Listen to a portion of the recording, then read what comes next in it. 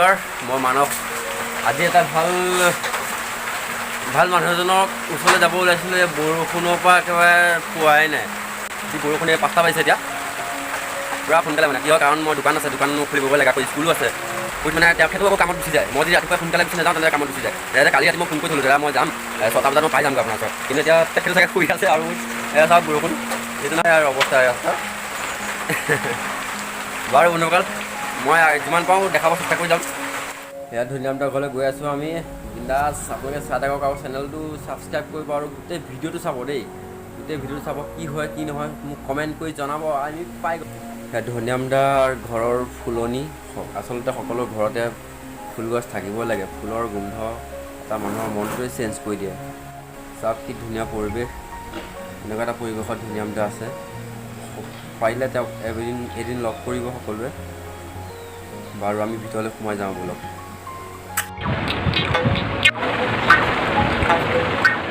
নমস্কাৰ, স্বাগতম জনাইছোঁ আমাৰ NLC প্ৰডাকশ্যন চেনেলটোলৈ। আজি আমি এজন বিশেষ মানুহৰ ওচৰত আহিছোঁ। তেওঁৰ এনেকুৱা কিছুমান অভিজ্ঞতা আছে আপোনালোকক জনাব বিচাৰিছোঁ। যদি মই এইখন খুলি লওঁ অকণমান অসুবিধা হোৱাৰ কথা ক'বলৈ, এনেকৈ লওঁ। তেওঁ যিখিনি অৱদান ব্ৰহ্মপুৰৰ হৈ দিছে, তেওঁ বহুতখিনি দিছে। কিন্তু তথাপিও আমাৰ কিছুমান মানুহে মানে তেওঁ এতিয়াও চিনি পোৱা নাই বা কোন হয়, তেখেতে কি কাম কৰিছে। বহুতে ব্ৰহ্মপুৰ আহিলে কিছুমান বস্তু দেখা পায়, কিন্তু তেওঁৰ সেই দেখা পোৱা কোনে বনাইছে, কি কথা, সেইবিলাক মানুহৰ এতিয়ালৈকে কিছুমান মানুহে গমেই পোৱা নাই। তাক লৈ আজি আমি কথা ক'বলৈ ওলাইছোঁ। প্ৰথমে ধুনীয়ামদা, আপোনাৰ ঘৰ ক'ত আৰু আপুনি আপোনাৰ ঠিকনাটোতে এড্ৰেছটো আমাৰ দৰ্শকসকলক জনাব উচিত। নমস্কাৰ, মোৰ নাম শ্ৰী ধনীৰাম ৰায় আৰু মই নগাঁও ব্ৰহ্মপুৰ 2 নং গোবৰ গাঁৱত নিবাসী। আৰু এয়া শিপা শিল্পৰ কিছুমান কাম কৰি মই ৰাইজৰ মাজত প্ৰদৰ্শন কৰিছোঁ আৰু ৰাইজেও আঁকোৱালি লৈছে। আৰু আপোনালোকৰ মাজত এনে সমাদৰ পাই ময়ো ভাল লাগিছে কাম কৰিবলৈ আৰু এনে কিছুমান কাম কৰিবলৈ আপোনালোকৰ আশীৰ্বাদ লৈ মই আগবাঢ়ি আহিছোঁ। বাৰু বন্ধুসকল, তেখেতৰ ঘৰ ক'ত কি কথা গম পাইছে আপোনালোকে। এতিয়া আমি আমাৰ ইণ্টাৰভিউটো আৰম্ভ কৰোঁ আৰু তেওঁ কি বনাইছে আপোনালোকক মই দেখাই যাম টোটেলটো। আপোনালোকে ভিডিঅ'টো সম্পূৰ্ণকৈ চাব প্লিজ। লগতে লাইক কৰিব আৰু ছাবস্ক্ৰাইব কৰিব চেনেলটো যদি নতুনকৈ আহিছে। ধুনীয়ামদা, আপুনি যে মূৰ্তি বনাইছে, বহুতে বনায় মূৰ্তি, কিন্তু আপোনাৰ মূৰ্তি বনোৱা ছিষ্টেমটো অলপ বেলেগ। যেনে আমি দেখা মতে কৈছোঁ যে গছৰ শিপা দি আপুনি মূৰ্তি বনাই দিয়ে। কেনেকৈ শিকিলে, ক'ৰ পৰা পালে আপুনি মানে এই টপিকটো? নমস্কাৰ, মই ছবি জগতৰ সৰুৰে পৰাই ছবি জগতৰ লগত মই জড়িত। আৰু নগাঁৱৰ ৰূপৰংগ চিত্ৰাংকন বিদ্যালয়ত প্ৰণৱ বৰুৱা ছাৰৰ অধীনত মই চিত্ৰাংকন শিকিলোঁ। আৰু তেখেতৰ প্ৰণৱ বৰুৱা ছাৰৰ উন্মোচনতে কলম-কলা কেন্দ্ৰ প্ৰতিষ্ঠা কৰি তাতে মই বাঁহৰ, কাঠৰ আৰু বাঁহৰ মুখা, মাজুলীৰ তেনেধৰণে মই কিছুমান ৱৰ্কশ্বপ কৰিলোঁ। তেনে ৱৰ্কশ্বপ কৰি মই নিজাববীয়াকৈও মই ব্যৱসায়িক ভিত্তিক কিছুমান কাম কৰিবলৈ প্ৰচেষ্টা চলাইছোঁ। আৰু তেনেদৰে মই পূজা মেলা সভা এইবোৰত মই হাতৰ কাম মই উলিয়াই দিব পাৰোঁ। আৰু তাৰ মাজতে এসময়ত মই এনেকৈ কাম কৰি থাকোঁতে গছৰ মুঢ়াবোৰ মই যেতিয়া দেখোঁ যে এইবোৰ পেলনীয়া বস্তু, ইমান ধুনীয়া ধুনীয়া গছৰ মুঢ়া, এক্লাছ গছ, চেচু গছ, শাল গছ, চেগুন গছ, ইমান ধুনীয়া ধুনীয়া ডাঙৰ চেচু গছৰ মুঢ়াবিলাকত বা ডাঙৰ ডাঙৰ গছৰ মুঢ়াবিলাকত আমাৰ ব্ৰহ্মপুৰৰ ঐতিহ্য পুৰণি কিছুমান ইতিহাস লুকাই আছে। যিবোৰ ইতিহাস আমি যদি গছৰ শিপাৰ মূৰ্তিৰ কিছুমান মাধ্যমেৰে যদি আমি ৰাখি থৈ যাব পাৰোঁ, নিশ্চয় নতুন প্ৰজন্মই এই ইতিহাসৰ জড়িত থকা গছকেইজোপাত কিবা তাত তেনেকুৱা বস্তু বিচাৰি পাব পাৰে। আৰু ময়ো গছৰ শিপাকে মাধ্যম হিচাপে লৈ কলাৰ এই প্ৰতিভাটো মই ইয়াত বজাই তুলিব বিচাৰিছোঁ। আৰু আমি 2000 চনৰ পৰাই ব্ৰহ্মপুৰ আঞ্চলিক যুৱকবৃন্দৰ সৌজন্যত আমি দুৰ্গা পূজা প্ৰতি বছৰে উত্থাপন কৰি আহিছোঁ। ঠিক তেনেদৰে প্ৰতি বছৰে আমি দুৰ্গা প্ৰতিমাগৰাকী কিনিবলৈও আমাৰ অকণমান কিছু অসুবিধাৰ সন্মুখীন হয়। ঠিক সেইদৰে আমি যেনেকৈ ভাবি কমিটিৰ সিদ্ধান্ত মৰ্মে এটা ডাঙৰ গছৰ মুঢ়াত দেৱী দুৰ্গাৰ প্ৰতিমা বনাবলৈ আমি চিন্তা ধাৰ কৰিলোঁ। আৰু তেনেদৰে এটা ডাঙৰ বিশাল গছৰ মুঢ়াত আমি নিৰন্তৰ 5 বছৰে ধৰি আমি গছৰ মুঢ়াটোতে দেৱী দুৰ্গাৰ প্ৰতিমা বনাবলৈ চেষ্টা কৰিলোঁ। আৰু তেনেধৰণে সকলো ব্ৰহ্মপুৰবাসী ৰাইজৰ সহায় সহযোগ পাই মই দুৰ্গা দেৱী প্ৰতিমাৰ মন্দিৰ প্ৰতিষ্ঠা কৰিবলৈ আমি সক্ষম হ'লোঁ। আৰু বৰ্তমান আমাৰ ব্ৰহ্মপুৰত নিতৌ দুৰ্গা পূজাৰ প্ৰতিমা অৰ্চনা চলি আছে। এইবোৰ আমি শিপা শিল্পৰ যিবোৰ চিন্তা চৰ্চা, আচলতে শিপা বুলিলে যিকোনো এটা ফৰ্মৰ ওপৰত গছ এজোপা যেনেকৈ থিয়হি ৰৈ থাকে, ঠিক তেনেদৰে গছৰ মূঢ়াটোতো কিবা এটা ফৰ্ম লুকাই থাকে। তাত আপুনি যিকোনো ধৰণৰ প্ৰতিমা বা যিকোনো ধৰণৰ প্ৰতিছবি আপুনি তাত ভাহাই বা বনাই তুলিব পাৰে। তাত আপুনি নিজে চিন্তাধাৰা কৰিব লাগিব যে এই গছৰ মূঢ়াটো আপুনি কেনেধৰণে এটা প্ৰতিমা বনাব, কি প্ৰতিমা বনাব, বা সেই প্ৰতিমাগৰাকী থিয় হৈ থাকিব নে বেকা হৈ থাকিব, আৰু যদি বেকা হৈ থাকে কোনটো ফৰ্মত বনালে আপোনাৰ তাৰ চিন্তাধাৰাটো কৰিলে মূৰ্তিটো বনাব পৰা যাব। ঠিক তেনেদৰে ছবিৰ যিবোৰ আপোনাৰ গছৰ ব্ৰাঞ্চ, মানে তাৰ শাখাবোৰ গৈছে, সেই শাখাবোৰতে এই ছবিখনৰ আংগী ভংগীবোৰ তাত অংকন কৰা হয়। সেই তেনেধৰণে আপোনাৰ চিন্তাধাৰাবোৰ কৰা। প্ৰথমতে আপুনি ছবিখন আঁকি ল'ব লাগিব। আঁকি লোৱাৰ পিছতে যিখিনি আপোনাৰ কাঠ নালাগে সেইখিনি কাঠ আপুনি পেলাই দিব লাগিব, আৰু লগা কাঠখিনি আপুনি তাত ধুনীয়াকৈ সজাগ কৰি ৰাখি তাতে নিখুঁতভাৱে কামটো কৰিব লাগিব। বাৰু ঠিকে আছে ধুনীয়া দা, আপুনি প্ৰথম কোন ভাগ মূৰ্তি বনাইছিল, আৰু আপুনি মূৰ্তিভাগ বনাওঁতে তেতিয়াতো কোনো গম পোৱা নাছিল চাগে ধৰক ধনিৰাম ৰায়ে মূৰ্তি বনাব জানে বা কিবা কৰিব পাৰে। আপুনি যেতিয়া প্ৰথম মূৰ্তিভাগ বনাইছিলে কোন ভাগ মূৰ্তি বনাইছিল, আৰু যেতিয়া আপুনি ছাকচেছ হৈছিলে বনাই পেলাই কিমান বছৰ লাগিছিল আপুনি সেইভাগ মূৰ্তি বনাওঁতে, আৰু ছাকচেছ হোৱাৰ পিছত আপোনাৰ মনটো কেনেকুৱা লাগিছিলে, ব্ৰহ্মপুৰৰ ৰাইজে আপোনাক কেনেকৈ আদৰি লৈছিলে, সেই বিষয়ে আপুনি জনাব নেকি? আমি প্ৰথমতে যেতিয়া গছৰ মূঢ়া যেতিয়া বিভিন্ন তেনেকৈ দেখিছিলোঁ, প্ৰথমতে মই শিৱৰ পঞ্চমুখী শিৱৰ এটা ছবি অংকন কৰিছিলোঁ, আৰু লগৰ এজনে ক'লে যে তুমি শিৱৰ পঞ্চমুখী এভাগ বনাব লাগিব। এতিয়া মই বোলো ঠিকে আছে, শিৱৰ লগত বা আমি ভক্তি পৰায়ণ কিছুমান সেইবোৰ ভক্তিৰ মাৰ্গৰ যিবোৰ দেৱ দেৱী আছে সেইবোৰৰ ওপৰত আমি মানে চৰ্চা কৰি ভাল পাওঁ।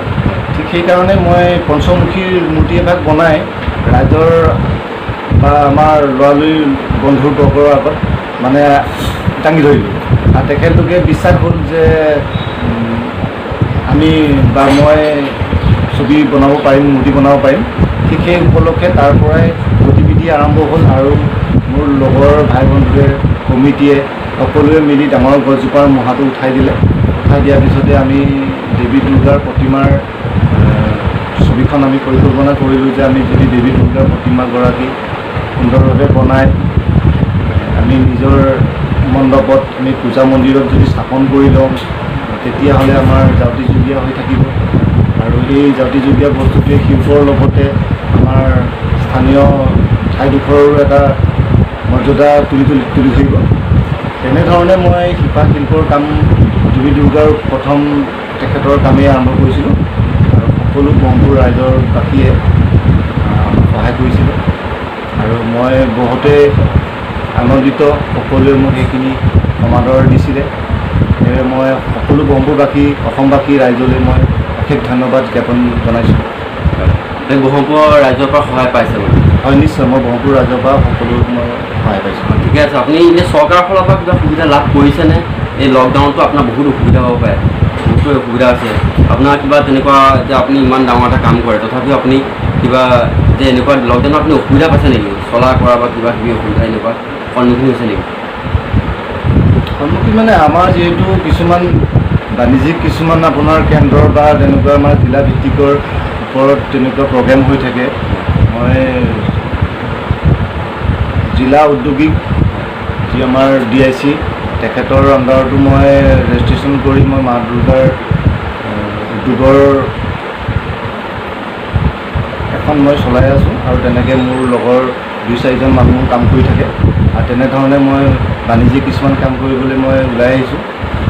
এতিয়া বৰ্তমান লকডাউনৰ সময়ত এনেকুৱা পটককৈ ব্যৱসায়টো ইয়াত প্ৰত্যেকেই এটা সন্মুখীন হৈছে, নোৱাৰে প্ৰত্যেকে যিহেতু বন্ধ হৈ আছে। এতিয়া আমিও এটা কিছুমান প্ৰডাক্ট বনাই বেচিম ক'ত, বনাইনো ক'তনো নিম, যিহেতু ঘৰতে জমা কৰি ৰাখিব লাগিব, এইবোৰ বেয়া হৈ যাব।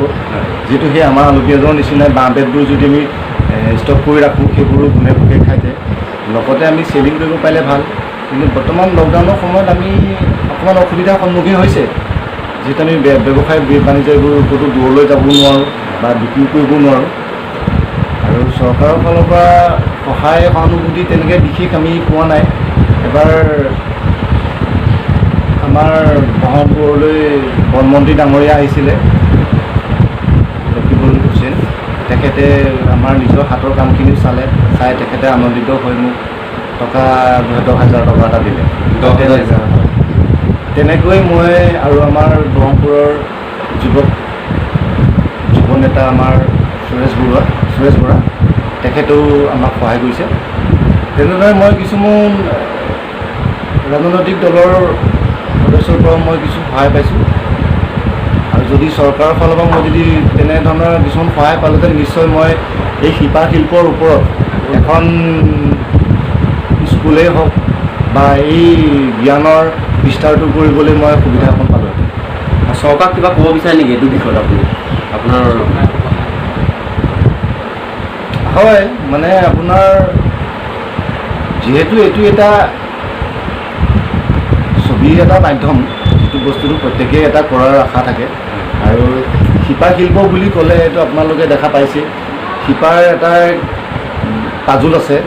সেই পাজোলতাটো আপুনি তাক ছবিৰ মাধ্যমেৰেহে তাক খহিয়াই আপুনি দৰ্শকৰ মাজত ছবিখন আঁকি উলিয়াই দিব পাৰিব। আৰু যদি সেই খহিয়াই দিয়া বা পাজোলতাটো যদি আপোনালোকে জনা এজনৰ পৰা যদি শিকি নলয়, তেতিয়াহ'লে নজনা মানুহজনে কেতিয়া শিকাব পাৰিব? সেইকাৰণে জনা মানুহজনে থাকোঁতেই যদি চৰকাৰখনে যদি বিচাৰি নলয়, কামটো শিকাই নিদিয়ে জনসাধাৰণক বা নতুন প্ৰজন্মক, তেতিয়াহ'লে আমাৰ এয়া শিল্পই হৈ থাকিব, আজীৱন শিল্পই হৈ থাকিব। যিহেতু মই নকৰিছোঁ, বেলেগ এজনে কৰিব। সেইকাৰণে চৰকাৰখনৰ ওপৰত এটাই অনুৰোধ, যাতে যিজনে জানে, যাৰ যিটো প্ৰতিভা আছে, সেই প্ৰতিভাটো তেখেতক দাঙি ধৰিবলৈ এটা সুবিধা দিব লাগে, সেয়াই মোৰ অনুৰোধ। ঠিকে আছে বাৰু। আৰু এটা প্ৰশ্ন সুধিম, আপুনি এবাৰ মূৰ্তি বনাওঁতে কিমান বছৰ লাগে বা কিমান দিন লাগে আপোনাৰ, আৰু কোনভাগ গছৰ শিপা দি মানে আপুনি মূৰ্তিভাগ তৈয়াৰ কৰে? গছৰ মূঢ়াৰ এভাগ আৰম্ভণিৰ পৰা শেষলৈকে বনাব গ'লে আপোনাৰ 2-3 বছৰো লাগি যাব পাৰে, যিহেতু আপোনাৰ ফাইনেন্সিয়েলি কোনো তেনেকুৱা সুবিধা নাথাকে। আৰু বা দাতাই বনাবলৈ দিয়া তেনেকুৱা সম্ভৱ নহয়, যিহেতু এটা প্ৰতিমা বনাওঁতে 2 লাখ টকা 3 লাখ টকাও খৰচ হৈ যাব পাৰে। আৰু তেনেকৈ দাতাই আপোনাৰ বনাবলৈ নিদিয়ে, যিহেতু আমাৰ অসমত তেনেকুৱা শিল্পশৈলী মানুহ আছে যদিও তেনেধৰণৰ আৰ্ট এটা আপুনি ইমান টকা দি কিনি সজাই ৰাখিবলৈও নিবিচাৰে। এইবোৰ হৈছে এটা আপোনাৰ জিলাভিত্তিক বা অসমভিত্তিক কিছুমান কামত বা তেনেকুৱা আপোনাৰ সংস্থাই তেনেকুৱা ধৰণৰ মূৰ্তি বনাই লৈ যাবলৈ চেষ্টা কৰিব পাৰে। আৰু এইবোৰ গছৰ মূঢ়া আপোনাৰ A-ক্লাছ গছ, মানে যিবোৰ আচলতে ভাল গছ, চেচু গছ, শাল গছ, চেগুন গছ, এইবোৰ গছৰ পৰাই সাধাৰণতে লোৱা হয়। যিহেতু এইবোৰ গছ ভাল, বহুত দিন যায়। এইবোৰ গছৰ প্ৰতিমা বনালে আপোনাৰ জাতিযোগীয়া হৈ গ'ল। সেইকাৰণে মই এইবোৰ গছৰ মূঢ়াৰ ওপৰতে কাম কৰোঁ। আৰু নমস্কাৰ, ধনিৰামদাৰ কথাখিনি শুনিলে, তেখেতৰ কথাখিনি বহুত ইম্পৰ্টেণ্ট, মানে বহুত জানিবলগীয়া কথা তেওঁ ক'লে। আৰু এটা কথা, ধনিৰামদা আপোনাক বহুত ধন্যবাদ জনাইছোঁ আমাৰ চেনেলটোত আপুনি অহাৰ কাৰণে, আৰু আমাক আপুনি যিখিনি বহুমূলীয়া সময় দিলে তাৰ বাবে আমি বহুত মানে কি ক'ম, ধন্যবাদ জনাইছোঁ। আৰু লগতে এটা কথা কওঁ, আপুনি মূৰ্তি বাহিৰেও আৰু অন্য কি কি কৰে? মূৰ্তি বাহিৰেও মই আপোনাৰ বাঁহৰ বেতৰ এইবোৰ কিছুমান কাম আমি কলংকলা কেন্দ্ৰতে প্ৰশিক্ষণ লৈ আমি শিকি আহিছোঁ। আৰু মই নেটফিটো তেনেকৈ কৰ্চ কৰিছোঁ। আৰু এইবোৰ গছৰ যিবোৰ বাঁহৰ আপোনাৰ ডিজাইনেবল কিছুমান ইউজেবল বা কিছুমান পেন ষ্টেণ্ড আছে, কিছুমান আপোনাৰ ফ্লাৱাৰ ষ্টেণ্ড আছে, যেনে বিহুৰ লগত সংগতি ৰাখি কিছুমান মই কাম কৰোঁ। গগনা বনাওঁ, সুতুলি বনাওঁ, পেঁপাও বনাওঁ, ঠিক তেনেদৰে বাঁহীও বনাওঁ। কেতিয়াবা মই মন কৰিলে মই বজাওঁ। তেনেধৰণে বিভিন্ন মই কলা কৃষ্টিৰ লগত জড়িত থাকি ভাল পাওঁ। আৰু মুখা বনাওঁ। আমাৰ পুৰণি গুদামতে আমি হেমকান্ত ছাৰৰ দেৱৰ অধীনত আমি এমহীয়া মুখাৰ কৰ্মশালা এটা আমি কৰিছিলোঁ। তেনেদৰে মুখাও কৰিবলৈ শিকিলোঁ। তেনেদৰে মুখাৰ শিল্পবিলাক কৰিও আমি কেতিয়াবা প্ৰদৰ্শনী কদম কলা কেন্দ্ৰৰ আণ্ডাৰতে আমি প্ৰদৰ্শনী কৰিবলৈ যাওঁ। ঠিক তেনেদৰে অসম সাহিত্য সভাত আমি গৈছিলোঁ এবাৰ তেনেকৈ সাহিত্য সভা। হয়। ঠিকে আছে বাৰু, আপুনি যি কৰ্ম কৰিছে সঁচাই শলাগ ল'বলগীয়া, আৰু আমি ভগৱানৰ ওচৰত এটাই প্ৰাৰ্থনা কৰোঁ যে আপোনাক ভগৱানে জীয়াই ৰাখক, যে আপুনি ব্ৰহ্মপুৰত আৰু কিছুমান। আৰু এতিয়া আমি ধনিৰাম ৰায়ে কি বনায়, তেওঁ ঘৰতেতো বহুত বস্তু দেখিছোঁ আহি পেলাই, আপোনালোকো দেখিলে একদম কিবা হৈ যাবগৈ। এতিয়া চাওক ধনিৰাম দা, প্ৰথমে এই ভাগৰ পৰাই আহিছোঁ, একেবাৰে চিম্পুল। এইভাগ নাম কি বস্তু? আপোনাৰ ৱালত আপুনি হেং কৰে, আপোনাৰ ৱালত চলাব হয়, ৱালত হেং কৰে। এইবোৰ ফ্লাৱাৰ হয়, এইবোৰ ৱালত হেং কৰি থাকিলে আপোনাৰ ডেক'ৰেটিভ বস্তু বুলি কয়, ডেক'ৰেটিভ। এইভাগ আপোনাৰ এইটো হৈছে আপোনাৰ ফ্লাৱাৰ ষ্টেণ্ড, তেনেকৈ ফ্লাৱাৰ ষ্টেণ্ড। ঠিক তেনেদৰে আপোনাৰ এইটো হৈছে পেন ষ্টেণ্ড, দিব পাৰি। গতিকে মই আপোনাৰ গগনাও বনাই নেকি? গগনাও বনাই আপোনাৰ গগনা এইবিলাক গগনা আছিলে, গগনা আছে। অকণমান বজাই দিয়ক, এনেই জাষ্ট ওৱান বাৰ।